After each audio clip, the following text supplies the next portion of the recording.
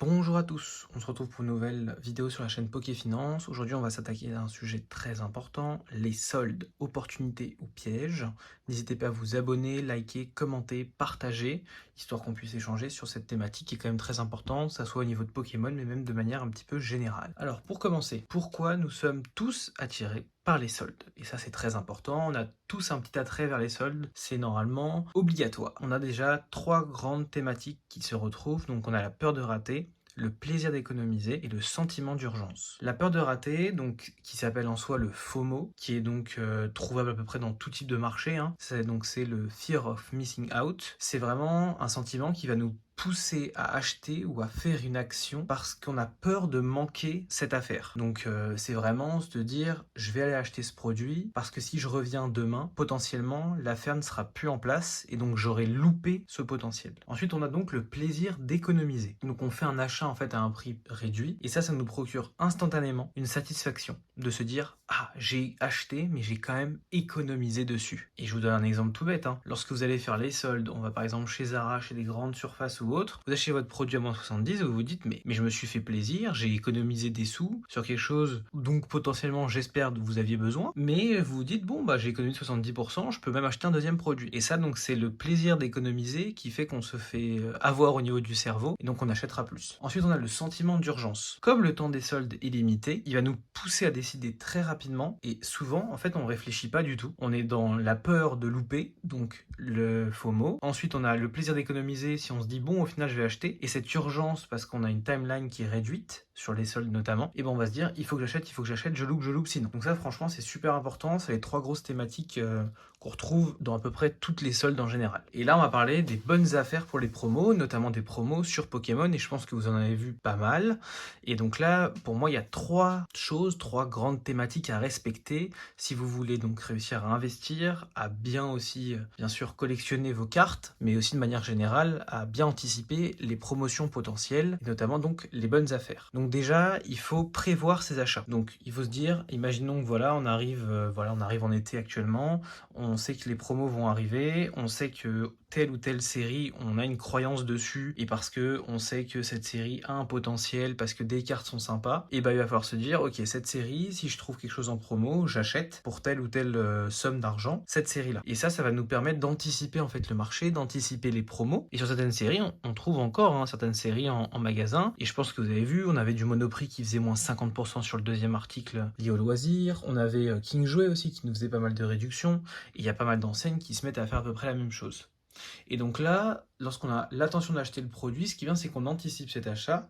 Et donc en fait, c'est totalement stratégique parce qu'on sait qu'on en avait besoin, on sait qu'on a une croyance sur cet objet Pokémon ou parce qu'on va acheter une pièce de vêtement ou autre. Et donc on se dit, bah c'est bon, j'ai fait ma stratégie, lorsqu'elle sera en réduction, j'achète. Et j'achète de manière considérée parce que j'ai considéré avant les soldes que je voulais l'acheter. Ensuite, bien sûr, il y a une connaissance du vrai prix. Et ça, c'est très important, notamment encore plus quand vous faites de l'investissement, notamment sur Pokémon ou d'autres marchés. Il faut être sûr des prix historiques que vous connaissez d'un produit pour être sûr que vous fassiez aussi une bonne affaire. Parce que parfois, les soldes sont pas vraiment des soldes en tant que tels.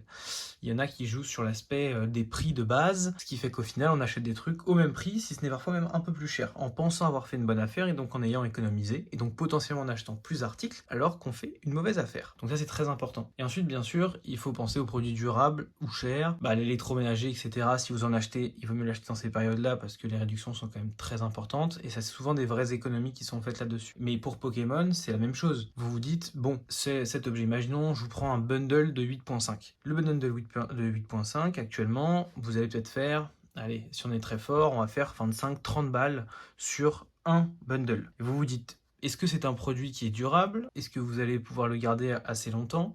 Est-ce que vous vous donnez déjà potentiellement une estimation de sortie lorsqu'un prix sera atteint, vous le vendrez instantanément? Et est-ce qu'actuellement il est cher? Actuellement il n'est pas si cher. Si vous arrivez à l'avoir en plus en réduction, c'est encore mieux. Mais si vous arrivez à l'avoir au prix retail, c'est aussi très bien. Et c'est là où il faut faire attention parce qu'on a des soldes qui parfois deviennent des pièges totalement. Et donc on a des achats impulsifs. C'est pas cher, c'est différent de c'est utile. Et bien sûr, donc quand tu remplis ton panier de temps en temps sur certains sites, et notamment des sites qui vendent du Pokémon, tu te demandes pas en fait si tu as vraiment besoin de cet article, si cet article tu y crois vraiment, et si potentiellement c'est pas quelque chose que tu fais en achat compulsif, et donc tu n'investis pas au final, puisqu'au final cet article tu vas l'ouvrir, et tu n'y avais pas pensé au départ, mais tu t'es dit bon là j'ai fait une bonne affaire sur cet article là, je vais acheter celui-là en plus, et celui-là je l'ouvrirai, je me ferai un petit plaisir. Il y a bien sûr le droit de faire ces petits plaisirs, mais il faut quand même garder à l'esprit que, bon, en fonction de dans quel état d'esprit vous êtes, soit vous investissez, soit vous collectionnez. Vous pouvez faire un petit peu des deux, bien sûr, parce que vous pouvez réussir à financer votre collection par l'investissement d'un côté. Mais il faut faire attention lorsque vous faites des achats en gros. Il va vraiment falloir checker les prix de base, etc., comme j'ai pu vous le dire avant. Ensuite, il y a des qualités plus médiocres ou autres. On a vu notamment sur Amazon, il y a eu quelques réductions à certains moments sur des produits, mais en fait, les produits étaient déjà ouverts, des produits qui étaient recellés, donc refermés, etc., ou des gens qui avaient ouvert, même carrément laissé ouvert les produits, remet les mauvaises cartes à l'intérieur et renvoyer. Donc ça, il faut faire quand même très attention, et ça fait partie, je pense, de la qualité des produits qu'on achète en fonction des sites internet. Il faut faire super gaffe. Et bien sûr, les sentiments d'économie, ça peut être un vrai piège, comme je vous le disais juste avant. Si on a l'impression d'avoir acheté pour 20, 30, 40 euros, mais qu'au final ça aurait dû nous coûter 80 ou 100 euros, on se dit mais j'ai fait plus de 70 euros d'économie, donc je vais dépenser un peu plus. J'ai le droit. Et bien sûr,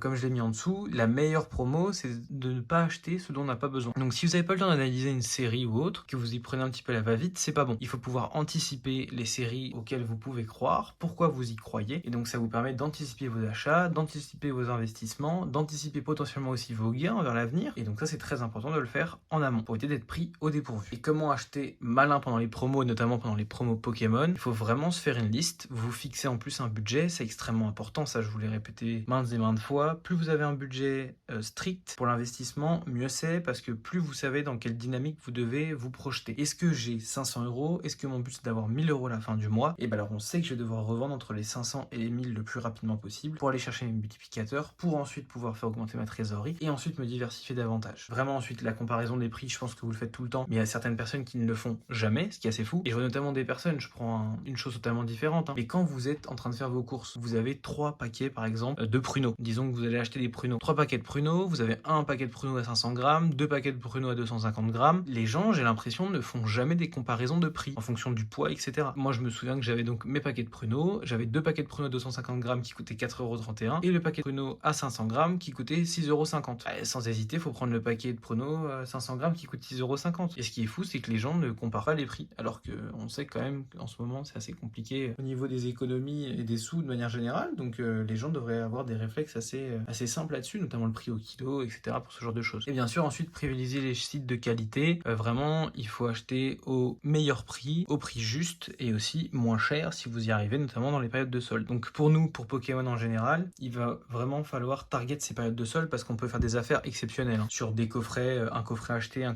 autre coffret à moins 50%.